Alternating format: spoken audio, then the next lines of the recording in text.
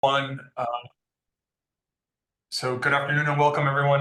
We're going to give another minute or two for folks to trickle into our seminar series this afternoon. It is 1 o'clock Eastern Standard Time, and you are joining the Firefighter Cancer Initiative's seminar series. Our speaker is with us here today. We'll just give one more minute for the room to populate and get started.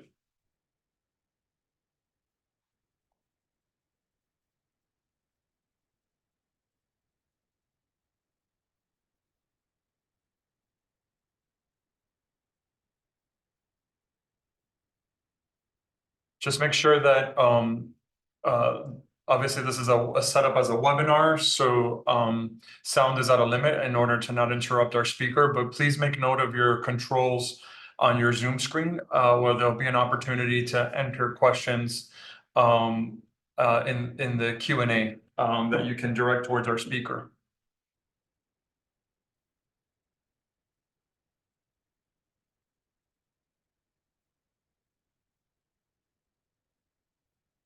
Okay, it is 1:02. So why don't we go ahead and get started to give ample time for our speaker to present today.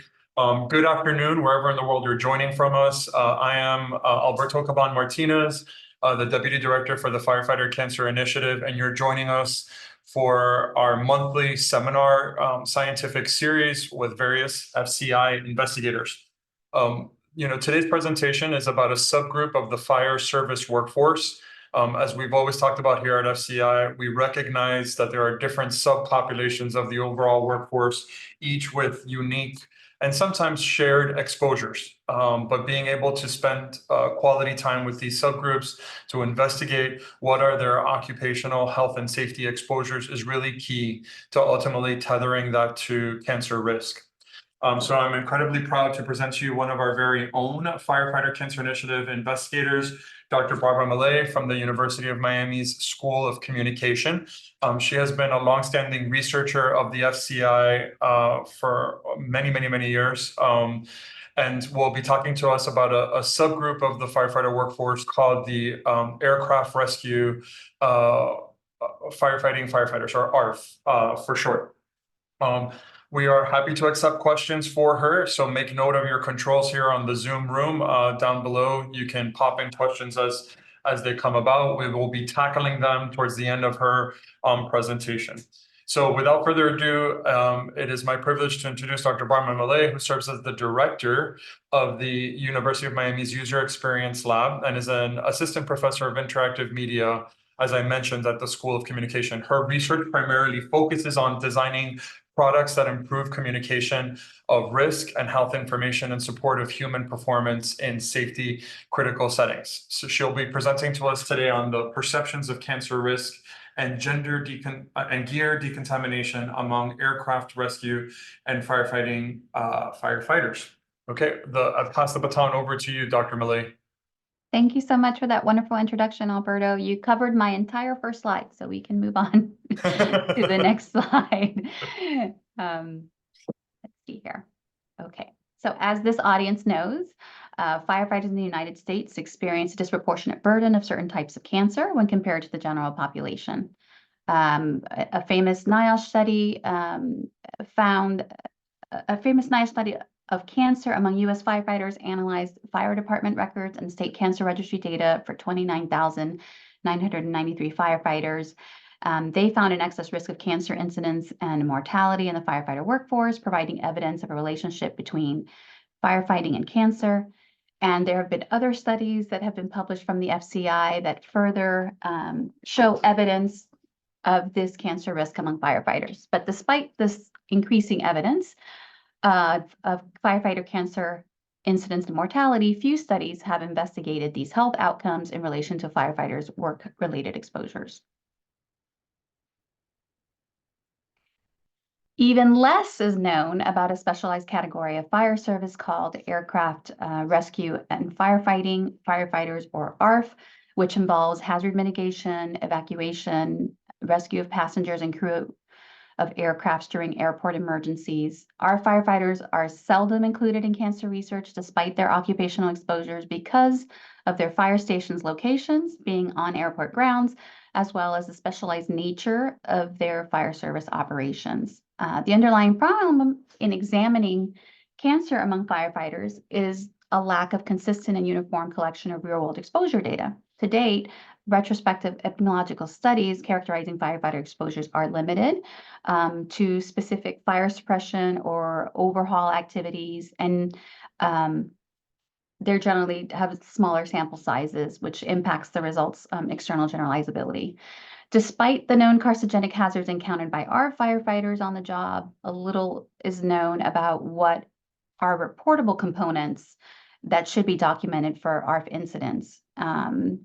So providing an exposure reporting tool that ARF can use to track their own occupational exposures may alleviate this problem. So as you know, we've been working on the personal exposure reporter for the past 10 years. We have different components that we can address different types of fire-related incidents that the personal exposure reporter captures. And what was really important for us was to be able to include ARF so that ARF can report their own exposure events. So the objectives of the study, in the study, we investigated perceptions of occupational exposure risk among our firefighters in South Florida. We examined beliefs and attitudes about post-decontamination practices. We explored barriers for gear cleaning and identified incident-based factors that contribute to exposures, as well as characterizing the variables that are needed for ARF exposure reporting. So you're probably thinking, well, you are working on developing an exposure report. Why are you looking at perceptions and barriers to gear decontamination? And it's really part of the practice. So before we could really develop the variables for the ARF exposure report, it was really important for us to understand the users of these reports. That's the ARF firefighters themselves. So to do this, we employed a user-centered approach in that we engaged directly with ARF firefighters through interviews and focus groups. We gained insights into their unique roles, their perceived health risks, their current decontamination practice. And this approach really allows us to gather firsthand information about the challenges they face and the factors that influence their behaviors. And understanding ARF's needs, experiences, and perspectives is essential in order for us to design report variables that are relevant, meaningful, and actionable. So we go through this process of understanding who our users are of this report so that we can better design tools for them to use on the job. And here are some of the pictures from my time at several ARF stations in South Florida. Okay. So our research was approved by the Institutional Review Board at the University of Miami. All research activities took place at airport fire stations in South Florida. Specifically, we engaged with all the fire stations at airports in South Florida. The research activities were conducted in a 5-month period. We spent several full days at each of the fire stations. While we were there, we held interviews and focus groups with our firefighters. We engaged in station and airport tours. We conducted the decontamination survey that I'm going to talk to you about in a little bit, and went on apparatus ride-alongs, which were really my favorite. Thank you so much for the Dragon drivers for taking me on that wonderful tour. For the interviews and focus groups, we followed standard inquiry procedures, developed and followed general interview outlines. We asked questions about ARF's role in the fire service, their perceived occupational hazards, information needs for exposure reporting. When we engaged with the ARF firefighters, they first completed a short questionnaire, background questionnaire, and then we, as well as a decon survey, and then we engaged in discussion. We asked follow-up questions as needed. We ran the sessions until saturation. I think I'm getting into my next slide. So I kind of talked about this in the previous slide. So we had 2 interviews. The interviews lasted between 30 to 45 minutes. We had 5 focus groups. They were ranging between 60 to 90 minutes, and each focus group session had between 6 to 12 ARF firefighters. To analyze the data, we transcribed the audio recordings of each interview and focus group, and then 3 members of our research team analyzed all the transcripts using an inductive approach. And this method allows us to identify emerging themes and concepts, providing us with a comprehensive understanding of the topics that we were investigating. So we had 52 ARF firefighters that participated in the focus groups and interviews. Firefighters that participated in these research activities had at least 1 year of ARF experience with a minimum of 3 years in the fire service. Ranks included firefighters, drivers, lieutenants, and captains with a mean age of 47.7. This table here outlines the social, demographic, and work characteristics of that sample. So our qualitative analysis of our firefighters' interviews and focus groups uncovered 5 major themes. Chronic exposure to hazardous materials being one of them, another high-risk incident exposures, our third, inconsistent gear and decontamination practices. Our fourth is barriers to gear cleaning. And then lastly, a specific focus on what we needed to do in order to have ARF exposure reports in the PER system. And I'm going to talk about these a little bit in more detail now. So theme 1, constant carcinogenic exposure. So here is a representative voice. If we're on a call, we're on a ramp even closer to the airplanes. So we may be running a fuel spill call at one of the gates, and 2 gates down is an airplane running its APU or engines. And usually on these calls, we sit for at least 30 minutes, depending on how big of a fuel spill it was and how long it takes for the cleanup, just sucking it up.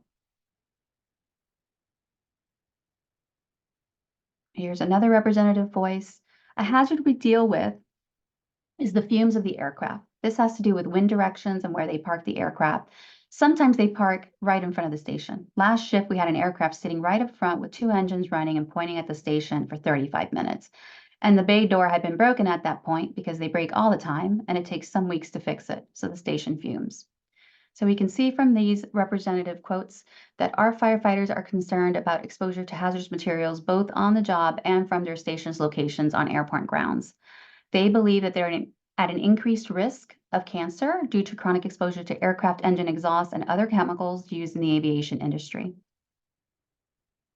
Another theme, our firefighters perceive a heightened risk of occupational cancer due to incidents involving burning jet fuel, composites, and other chemicals. This perception is further exacerbated by past cancer cases among retired colleagues and a lack of transparency from their agencies regarding the long-term health effects of exposure. So here's a representative voice. We had a warehouse fire. So the warehouse that was on fire was a repair shop, I think for jet engines. So they have a container of jet fuel that kind of drips out. So that's kind of the exposure that we don't even know what the exposure is on the inside because it involves mechanical equipment and cargo, and we never know what we're going to get into with a fire. Of all the guys who've retired, I can only think of one that's alive. Everyone else has died. We really don't get a lot of information on what they died from. Another theme, our firefighters acknowledge the critical role of gear decontamination in mitigating health risk. However, they participate in such practices infrequently as they consider incident-based gear decontamination procedures to be ineffective due to persistent exposure to environmental contaminants. And here are some quote voices, representative voices. The manufacturer instructions tell you to clean your gear and let it air dry. You don't put it in an air dryer, it breaks down the gear. So you have to wash it and let it air dry. Air drying the gear in the bay with all the truck exhaust and jet fumes defeats the purpose. All our gear is in the bay behind the trucks. They're not even in lockers. So you can see the truck's exhaust just hit everything. You can see the staining coming right down on the wall. This is right on our gear. We never have clean gear. Theme 4 is about how a lack of a second gear and inadequate policies hinder our gear decontamination practices. And here are some representative voices. At every fire assignment, they'll tell you to go and take a shower. They'll take you out for that. We would take a shower, but then we would put back on that same gear that we just came out of a fire with. You can't clean it at work. You need to work. The best thing you could do is gross decon. You gross decon your gear on the outside with some soap, you hose it down. And then lastly, theme 5, before we conducted the research, we were under the impression that our incidents, in particular aircraft fires and fuel spills, would need to be captured in their own reports. So we ran a study with our firefighters to look at the report selection and found that there were very strong mental models aligning aircraft fires with structure fires and fuel spills with hazmat incidents. So as a consequence, separate reports were not seeming to be the answer. And what we needed to do was expand the variables in the existing fire and hazmat reports to capture exposure data for ARF incidents. We also found that to truly capture ARF firefighter exposures, we also needed to collect information about the work environment and additional information about the firefighter in the existing profile form in the PER.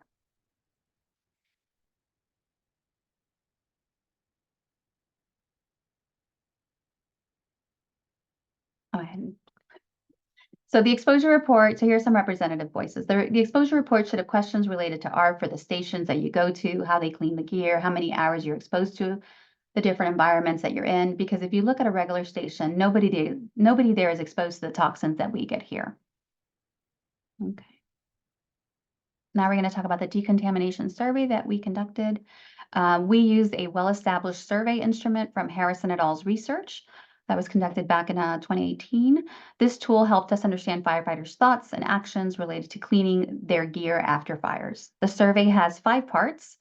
Attitudes made up of 8 questions, beliefs 3 questions, norms 3 questions, barriers 8 questions, and behavior 10 questions. Each part helps us understand a different aspect of how our firefighters think about and act on gear cleaning.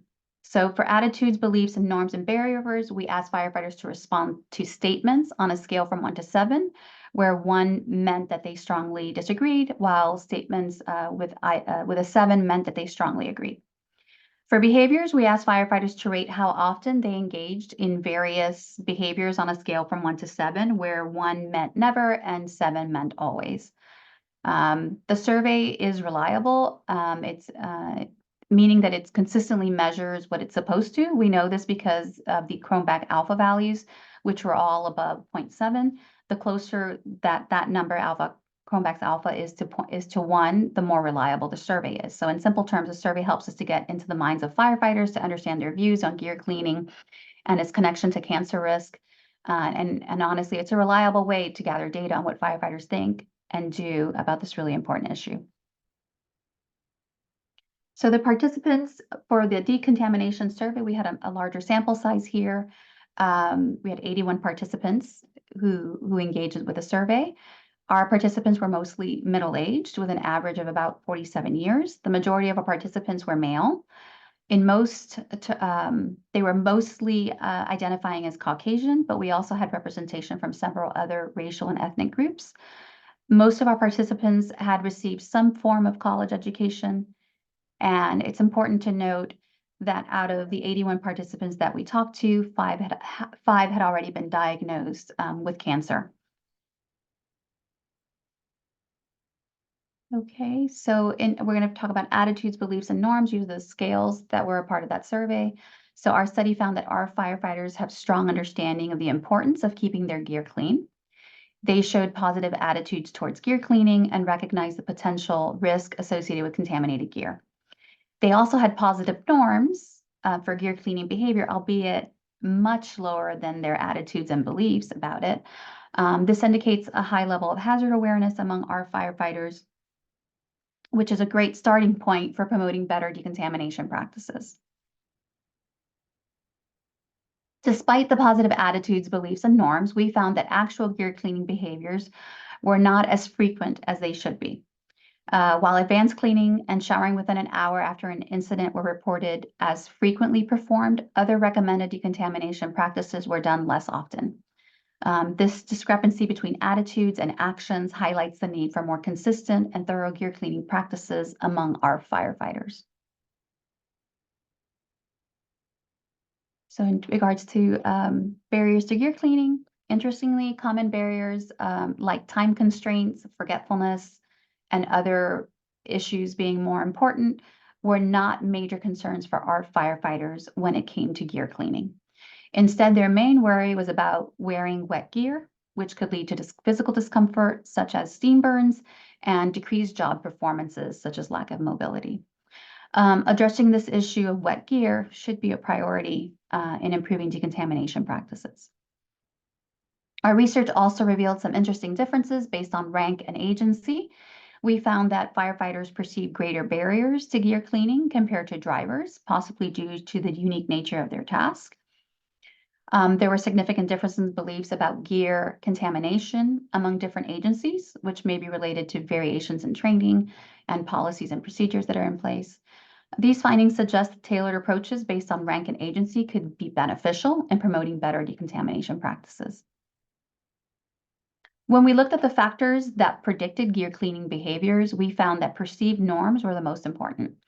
In other words, firefighters who believed that their colleagues and stations had strong expectations for gear cleaning were more likely to engage in better decontamination practices themselves. This finding highlights the power of social influence and suggests that promoting a culture of gear cleaning within ARF stations could lead to significant improvements in individual cleaning behaviors. Okay. So just our key findings, our study provided some insights into the unique occupational hazards, risk perceptions, and decontamination practices of our firefighters. The focus groups highlighted their concerns about chronic exposures to hazardous materials from the airport environment and high-risk incidents involving jet fuels and other chemicals. These incidents helped explain the firefighters' strong belief about the health risks that are associated with their work and gear contamination as captured in the survey. The survey results also revealed a disconnect between our firefighters' positive attitudes and beliefs about gear cleaning and their infrequent gear cleaning behaviors. The findings converge with the focus group themes that highlighted inconsistent gear decontamination practices and the perception that such efforts were ineffective due to persistent contamination in the work environment. The unique challenges that are posed by our work environment, where ambient exposure to hazardous materials can render traditional decontamination practices ineffective, may contribute to this disconnect.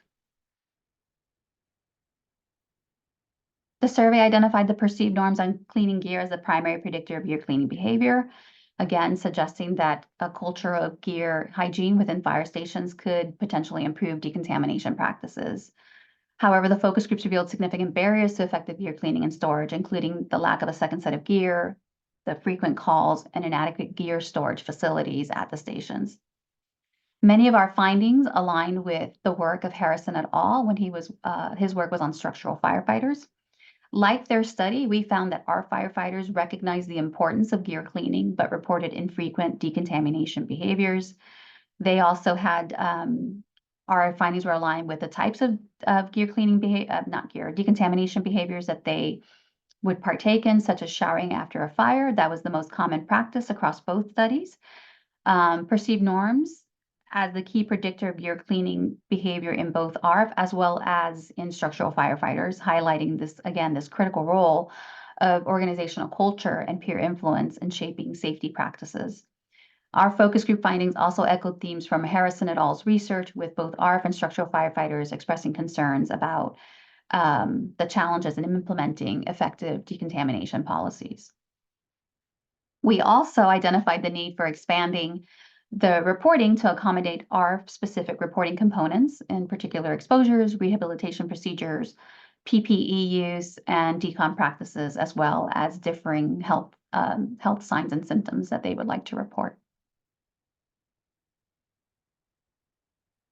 So our special thanks to our firefighters from Palm Beach County Fire Rescue, Miami-Dade County Fire Rescue, Broward Sheriff's Office for their participation in our study, and my students, Maria Aguilar and Xinyu Ding, for their help with coding discussion transcripts. And thank you very much for the state of Florida and the Firefighter Cancer Initiative for supporting this study.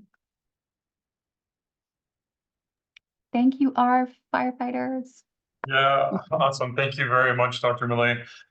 So we'll invite our audience members to, put into our chat room any questions or comments that they'd like to, raise here.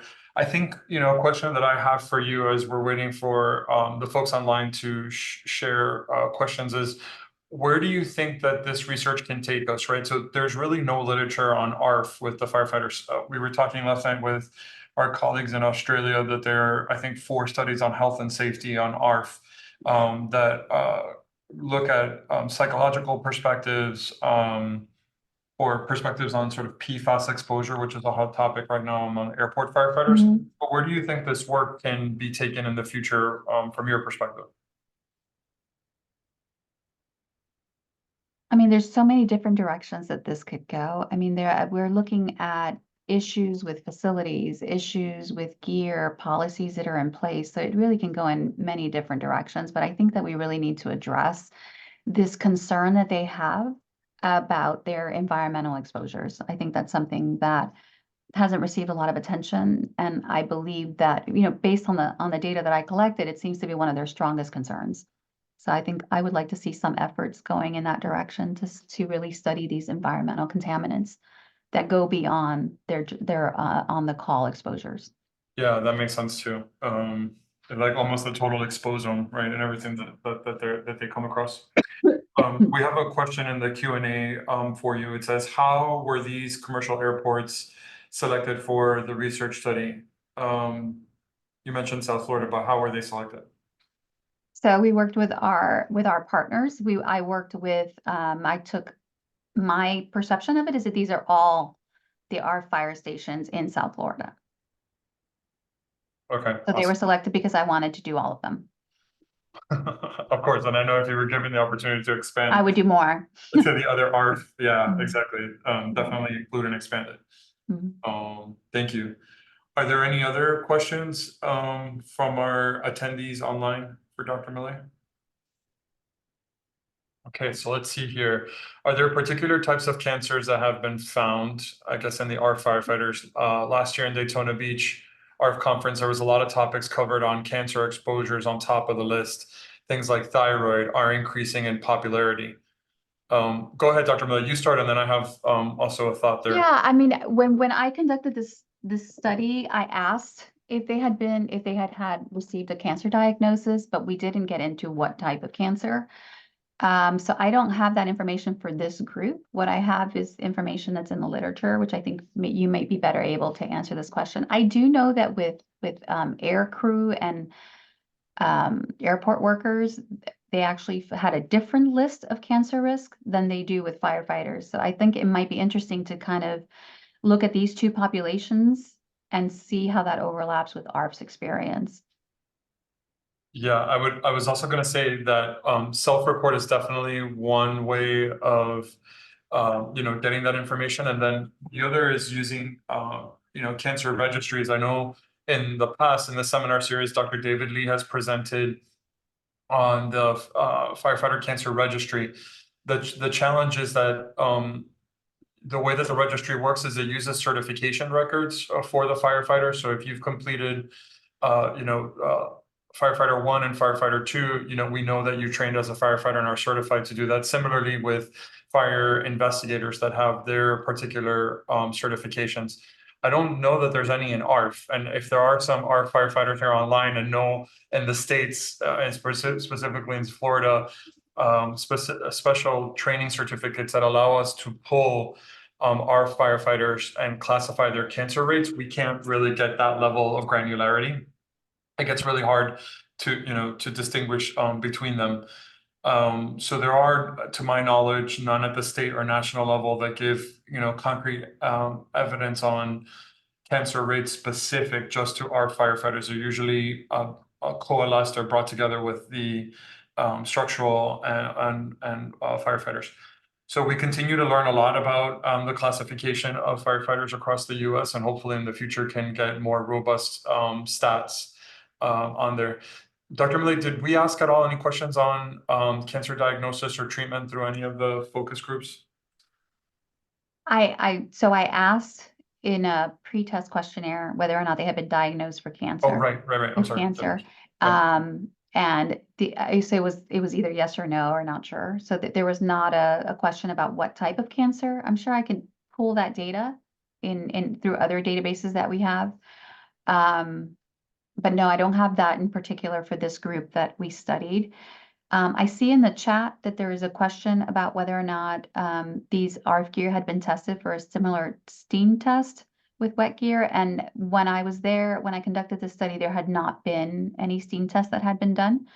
But that's a really excellent point, and we should look into that. I also see Jeff Everett, who talked about the PFAS foam. That was mentioned that they were removing them from service, but they had such a stockpile of those types of chemical. I have pictures of the stockpile of chemicals that they have. So They may not be using them in calls, but they still have access to them. Okay, I didn't realize there's a whole bunch of more questions. I had to scroll down. Okay. So I have some more for you. Okay. So do you happen to ask any environmental exposure mitigation strategies that were in action during the study period? So they had talked about different things that the agencies and the airports were trying to work through. They had done studies about air quality. They mentioned that the results of the studies had not been communicated to them other than saying, yeah, everything's fine. They had worked on air quality. They had looked at, I believe that was it, just air quality, and they had done some studies about noise exposure as well, but that was a different type of exposure.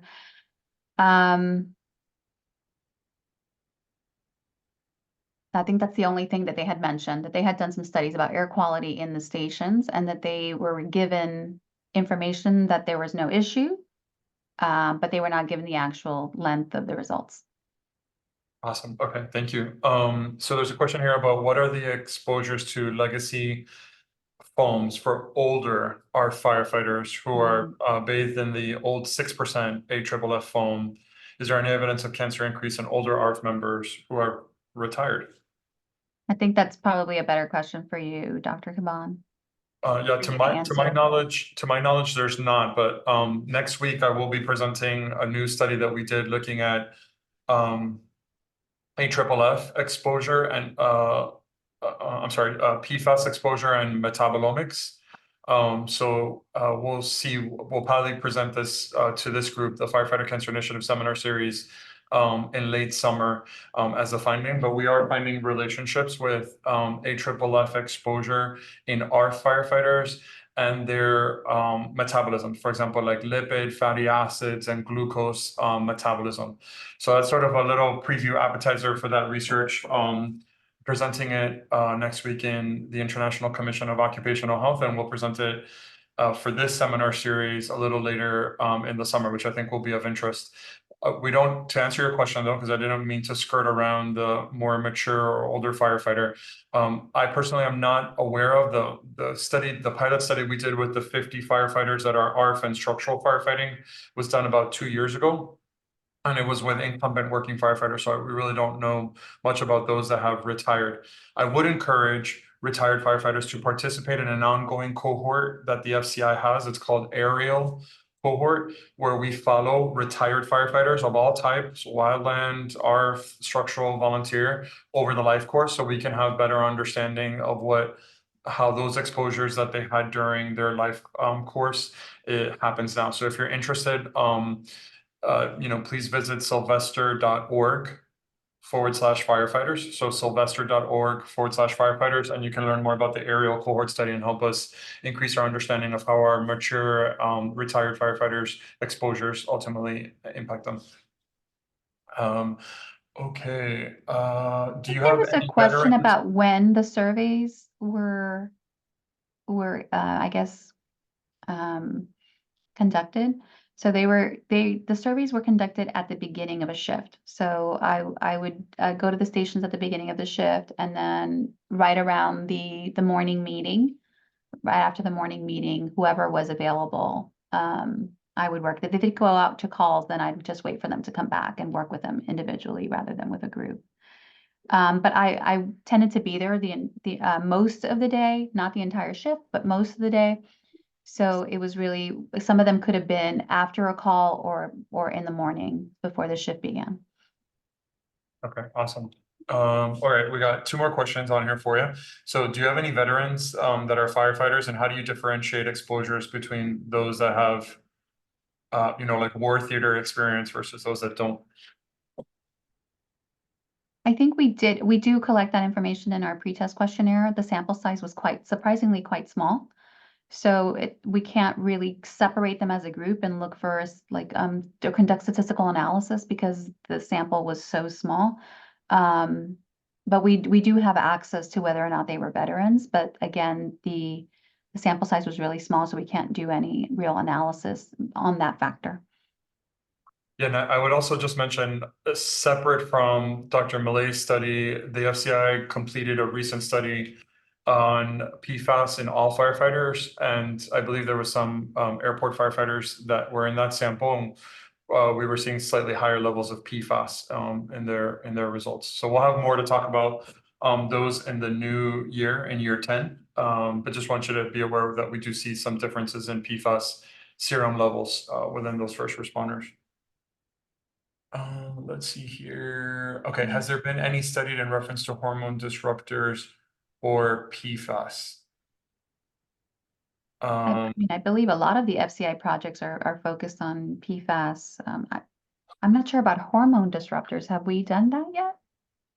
We've been looking at metabolism. The one that I was mentioning earlier, the pilot project with the 50 firefighters that compare structural to ARF and their metabolomics, but not necessarily through thyroid function.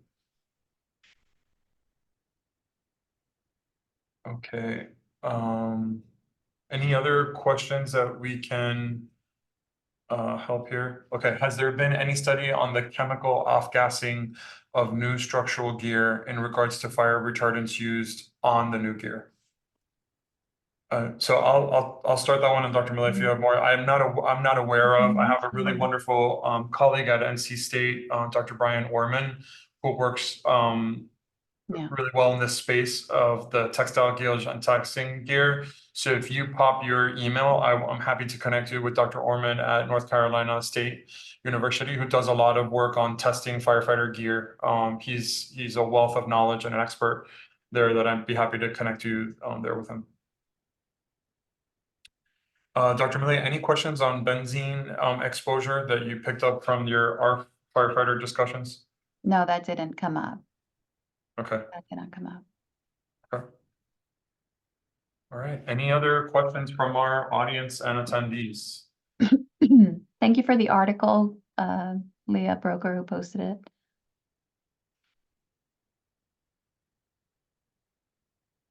Yes, and He's asking for a link to the firefighter. Oh, I just lost it. Yep, I will punch that into. Did you see it? I lost it. Yep. Yeah, if you visit that site, you can get access to all the different ongoing projects and review information about prior projects. For those that are interested in the retired firefighters, it's called Aerial, AERIL cohort study. So you can follow the retirees. Okay, any other questions or comments for our presenter today? All right.